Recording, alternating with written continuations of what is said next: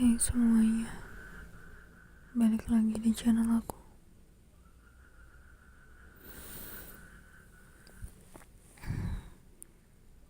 Kali ini aku akan menceritakan suatu pengalaman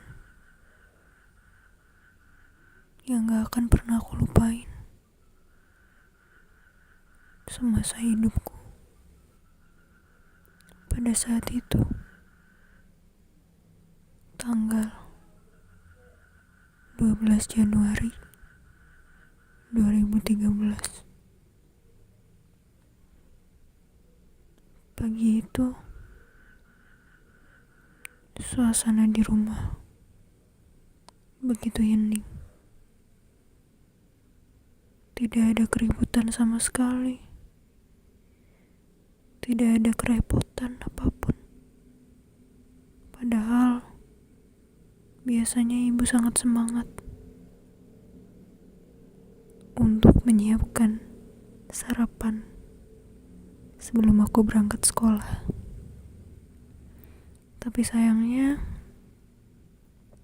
pada saat itu ibu jatuh sakit. Kemudian aku harus melakukan semuanya sendiri. Aku punya adikku cowok. Pada saat itu dia masih umur 5 tahun. Ya, lagi lucu-lucunya memang. Dia sekolah TK. Gemes kan? Aku ingat sekali. Aku memakai baju olahraga putih biru warnanya. Baju olahraga dari SMP favorit yang bapak aku impi-impikan sebelumnya. Aku sangat senang aku bisa masuk ke SMP itu. Lalu setelah mandi, sarapan, dan bersiap untuk pergi ke sekolah, ibu membangunkan bapak karena ibu bilang ibu tidak enak badan dan meminta untuk diantar ke dokter. Setelah itu bapak bangun dan menyiapkan mobil di depan rumah. Setelah aku dan adikku bersiap, semuanya masuk ke dalam mobil. Sesampainya di terminal, aku pamitan sama ibu, bapak, adik, dan ternyata salimku pada saat itu adalah saliman terakhirku dengan bapakku. Kemudian aku bergegas untuk segera turun dari mobil dan kemudian menuju ke bis yang menuju ke kota, ke arah sekolahku. Awalnya aku merasa terheran-heran. Kenapa bapak bisa sediam itu?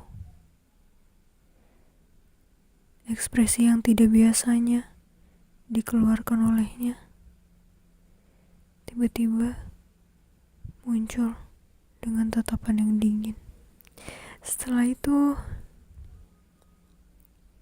sesampainya di sekolah, aku menjalani kegiatan. Ya, seperti biasanya. Kegiatan pembelajaran, olahraga, istirahat, bermain dengan teman-teman.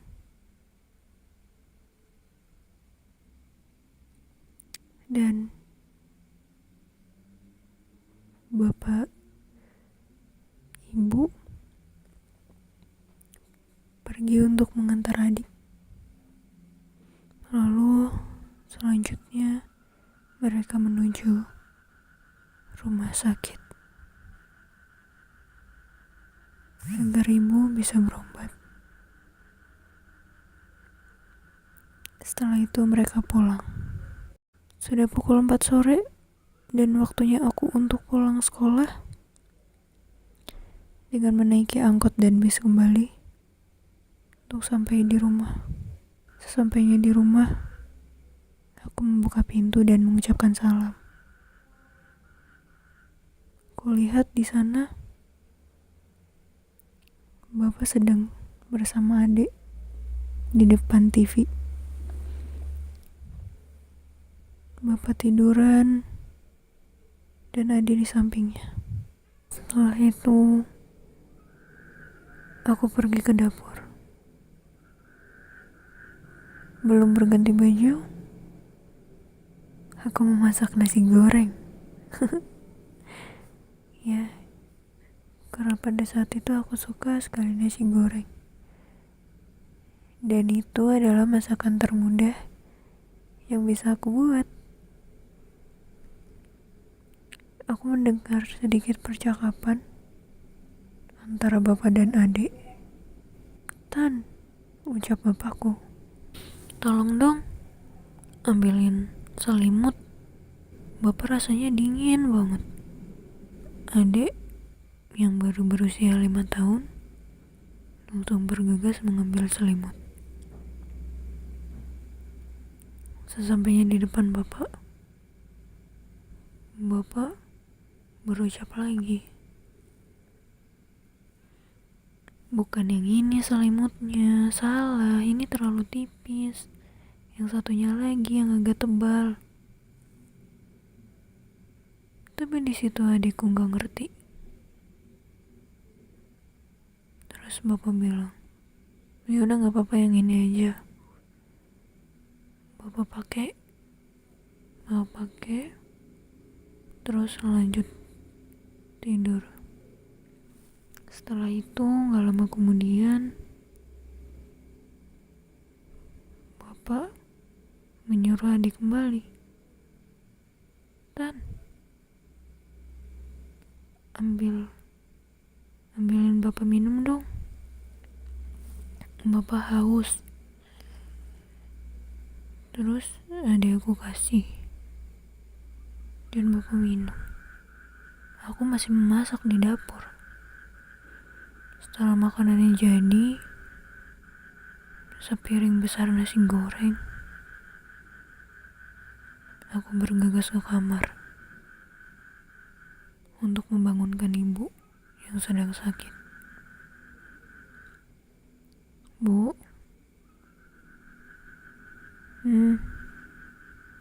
Bu, ayo kita makan dulu. Habis itu ibu minum obat ya, biar cepat sembuh."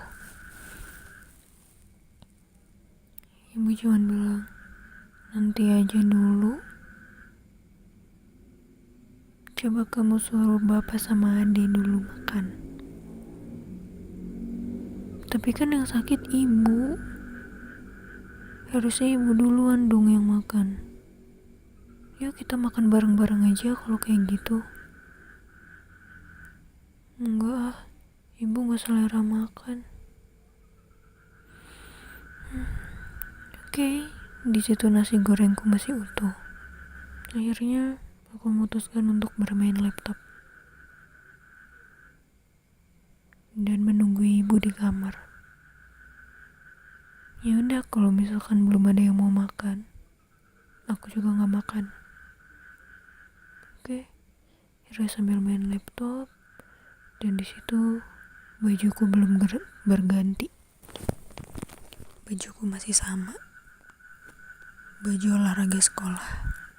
Setelah itu, ibu menyuruhku untuk membangunkan bapak. "Coba dibangunin aja, kita mau makan bareng-bareng." Oke. Akhirnya aku bergegas ke depan televisi. Kemudian aku membangunkan bapak yang posisinya menghadap ke tembok.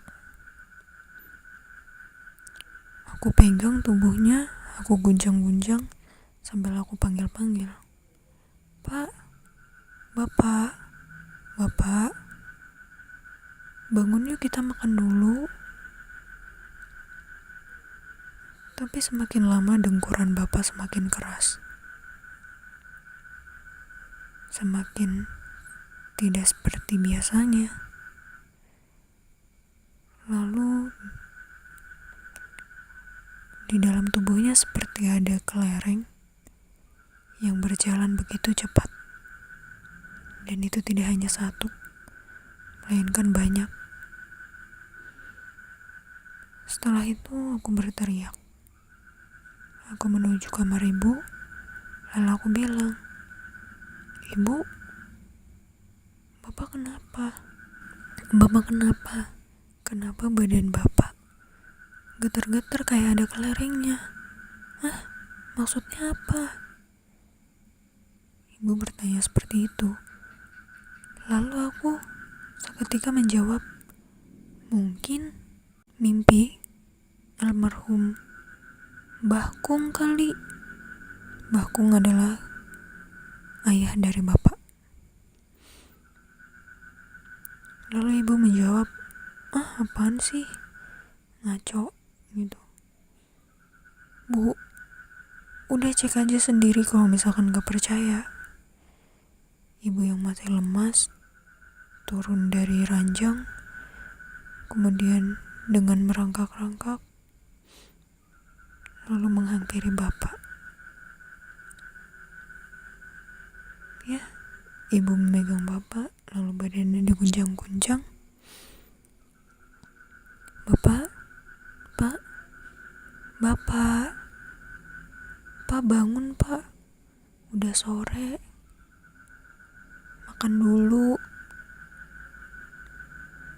Dan akhirnya dengkuran itu pun sudah tidak terdengar lagi.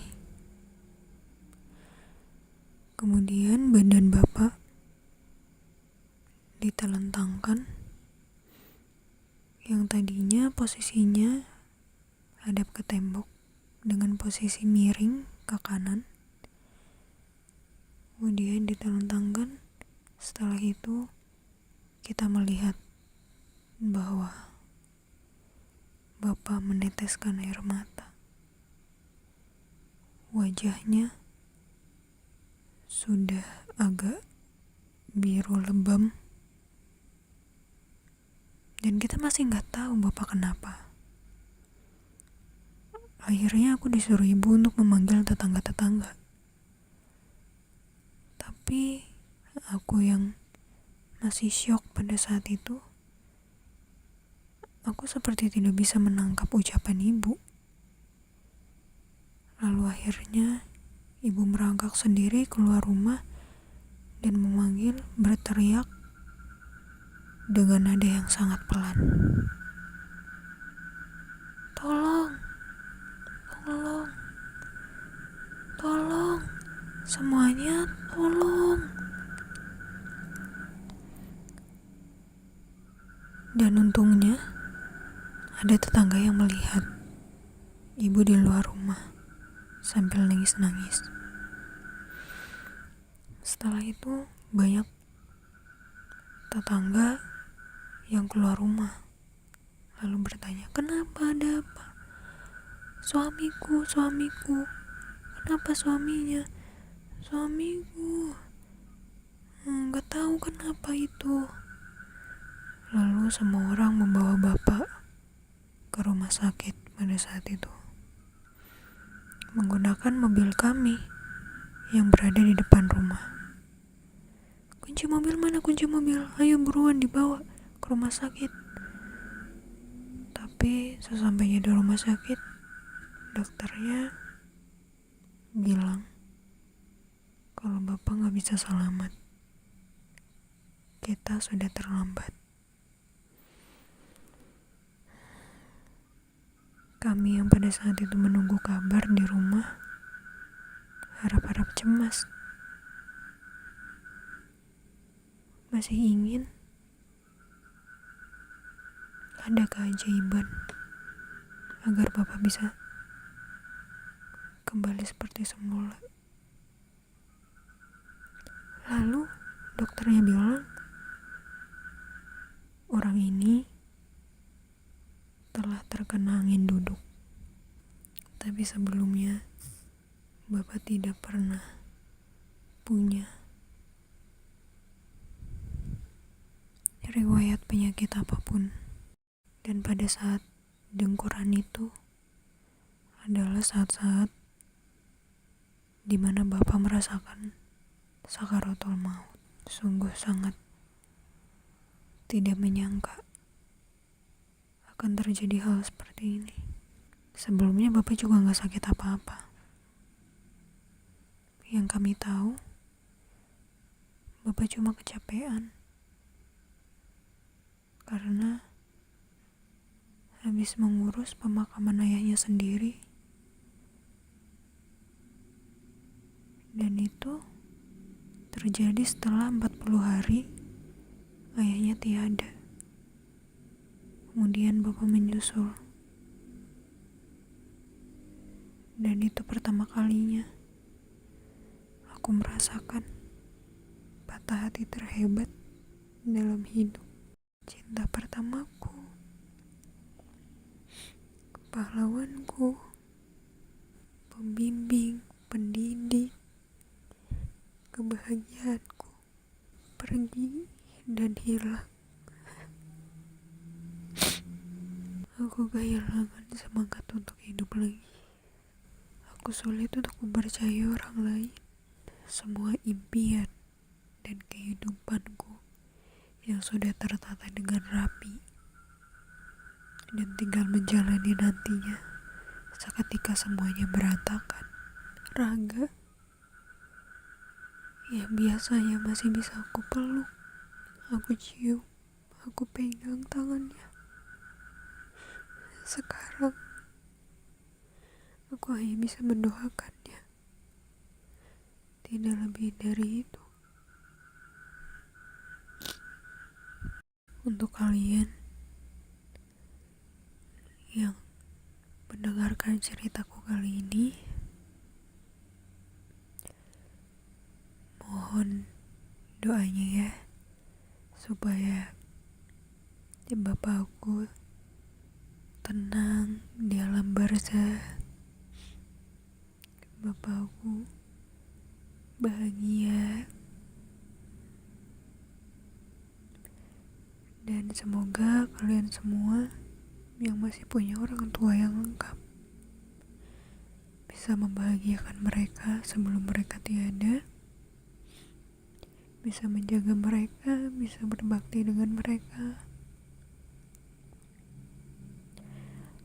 Dan aku gak pernah merasa menyesal Bapak udah dipanggil duluan sama Allah, karena aku tahu Allah itu